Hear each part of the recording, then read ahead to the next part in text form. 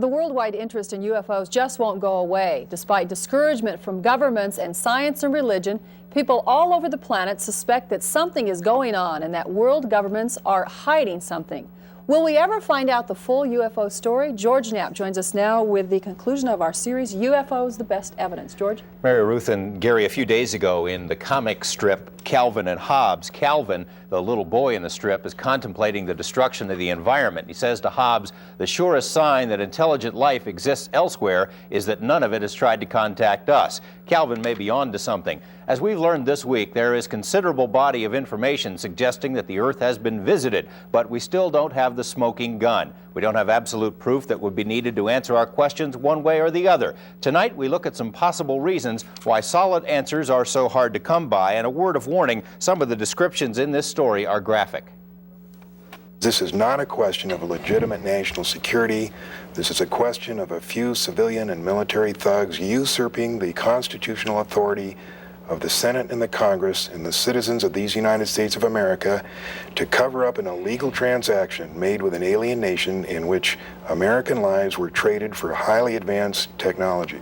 If you're looking for the ultimate conspiracy, UFOs are for you. The story has it all. Aliens from outer space in secret alliance with a government cabal controlled by the Trilateral Commission, selling drugs to finance flying saucer research in a plan to take over the world and put us all in slave labor camps. UFO buff Bill Cooper, for one, says it's all true and that he read it in secret briefings while serving as a naval intelligence officer. No such conspiracy theory would be complete without tying in the John Kennedy assassination. Some UFO people point to this enhanced film of JFK's murder as proof that the gunman was actually the limo driver, a government agent. If you watch it enough times, it almost appears the driver reaches around with his left arm and points a shiny object at Kennedy just as the bullet strikes the president.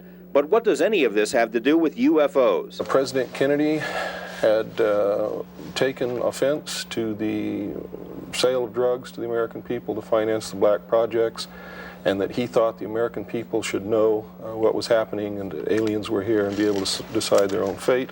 And for that reason, he had to be killed. Former military officer Bill English says he read the same secret UFO reports as Cooper. He believes space aliens are here to eat us, and says he saw evidence of that while serving in Vietnam when he was sent into the jungle to recover a B-52 that had disappeared after encountering a UFO. English says the plane was found intact, but the crew had been mutilated. Sexual organs had been removed, anuses had been removed, cord to the colon. Blood had been drained from the bodies completely. As far as we were able to tell at that time, there was no blood whatsoever in the aircraft.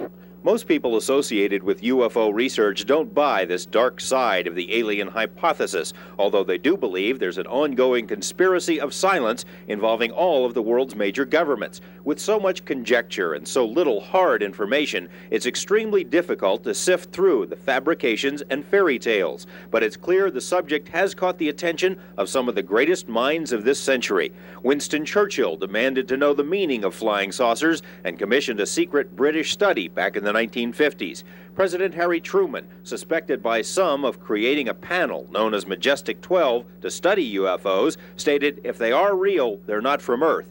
Other prominent names have dropped more tantalizing hints. Dr. Hermann Oberth, the father of modern rocketry, made his beliefs clear that flying saucers were from beyond our solar system. Dr. Werner von Braun, in explaining why an American rocket test had mysteriously gone awry, made this statement suggesting that humans were already in contact with a power from beyond. He declined to elaborate. General Douglas MacArthur was more specific, boldly predicting that the Earth would one day have to unite to defend itself against aliens. General George Marshall confided to a close friend that UFOs are real and that by hovering over our military bases, they've proven they could blow us to bits if they wanted to. Future President Gerald Ford said in the mid-1960s the American people should be enlightened on the subject of UFOs. So why hasn't this happened? If you accept the gloomy vision of Bill Cooper and Bill English and others, then the government might have good reasons for keeping the truth from the public. In fact, classified studies done for NASA and the CIA have concluded that widespread panic would be a real possibility if contact with aliens was made official. But those studies were made decades ago, and our views of ETs have certainly changed. I think the public can handle it. I think we've been brainwashed pretty thoroughly. If you watch television in the morning, it's all spaced out stuff. You know, Gumpy was abducted and, you know, this kind of thing. Even Friedman admits that alien visitations would cause widespread upheavals, changing the way we look at everything. Would the oil industry suddenly become worthless if we were introduced to new sources of energy or new technology? Would people think of themselves as Earthlings instead of as Americans or Russians or Chinese? A sudden, abrupt announcement would certainly have profound effects, which is why many people suspect we are being told, but in bits and pieces, conditioned over generations to accept the alien presence. I've often wondered, what if all of us in the world discovered that we were threatened by a power from outer space, from another planet? Wouldn't we all of a sudden find that we didn't have any differences between us at all? Ronald Reagan made allusions to alien forces not once, but 5 different times, including a speech before the United Nations. And why did he say that 5 times? Once, it's a nice figure of speech, but he said it in the United Nations. He said it to Gorbachev in Geneva. Gorbachev responded, saying he didn't disagree with him. He said it at a high school in Maryland. Why bring that up unless there was some reason for bringing it up? Friedman says Reagan also dropped hints in private about UFOs. One such incident occurred following a special White House screening of the movie E.T. The story was related to others by producer Steven Spielberg. When the showing was over, Reagan got up, put his hand on Steve's shoulder, and said, you know, fewer than 6 people in this room know the whole story. Now, I have a close colleague that got that direct from Steve.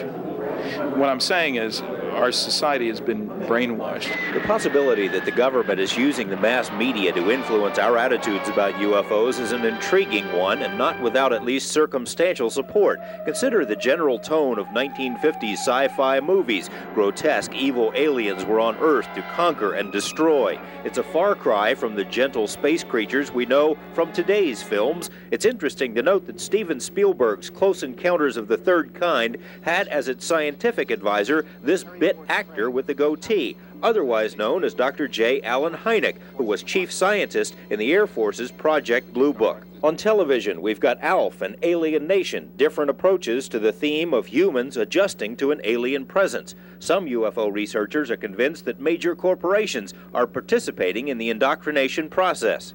Even in the print media, you see this sort of thing constantly.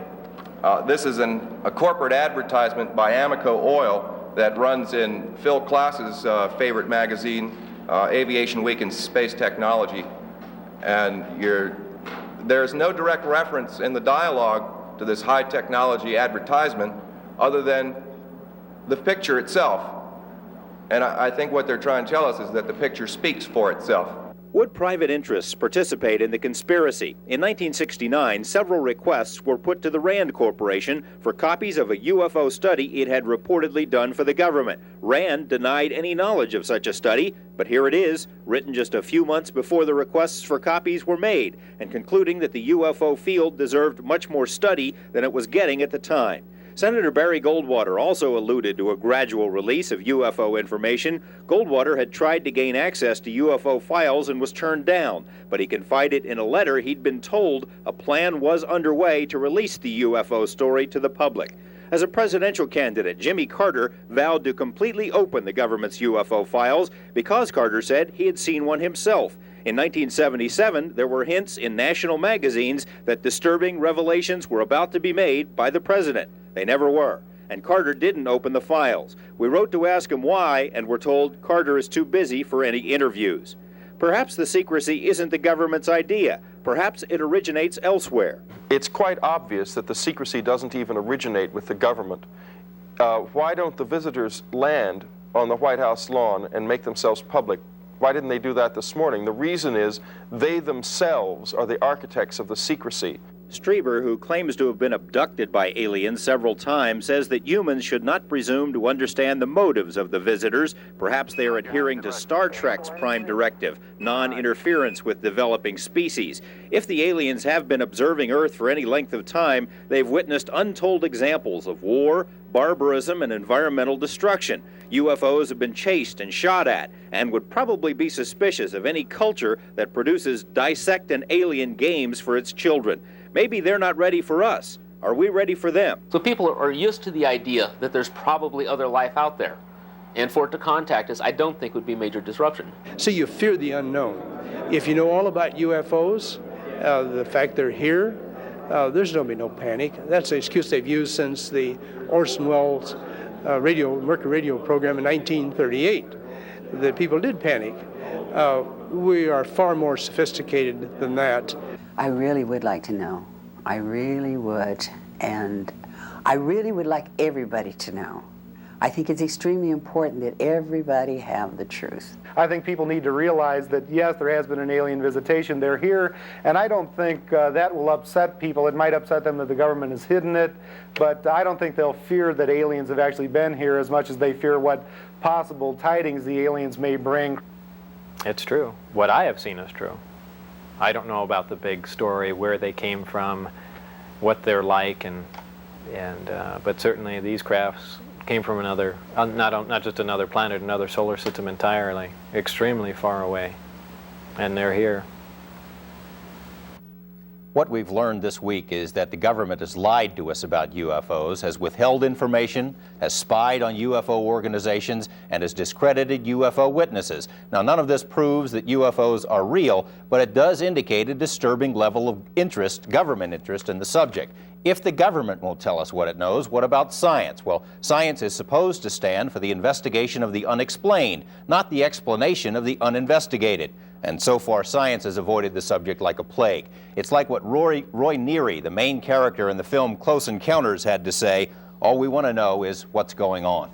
Maybe this answers my own question, all that black in that one document you showed. What about the Freedom of Information Act? Well, it has been useful. We used it. It's been useful in the past for getting some information out of the government, but it's almost like the only stuff that comes out is what the government wants to release. We filed FOI requests with the Navy, the Air Force, FBI, CIA, and NASA, and got really very little information. And some of the information we requested and were told didn't exist had already been released to other people who had asked for it. So obviously, they're not releasing everything. There are some people who have been fighting the National Security Agency and the CIA to force them to release the documents that we saw in that piece that were blacked out, and the government has withheld it on the grounds of national security. Well, George, a lot of time people call for a congressional hearing. Would that do the trick? Well, I think Congress has held hearings on the subject twice before, once in 1966 and once in 1968. In 66, only the Air Force was allowed to testify. In 68, the witnesses were allowed to talk about UFOs, but they couldn't blast the Air Force to talk about Project Blue Book. Now, if they were going to have another congressional hearing, they'd have to make sure, for purposes of public satisfaction, that it was completely unrelated to government people. People without ties to the CIA, people like that could not be involved with the investigation. We should also point out, though, if you want to get the real story on this, there are people probably watching this program right now who know a lot about this subject, living right here in Nevada, and our number is in the phone book. We should point out some of these people have already called us, and that this investigation will continue, and that we're planning a 2-hour special, including all the stories we've done so far, later on in this month. Okay, it has been fascinating.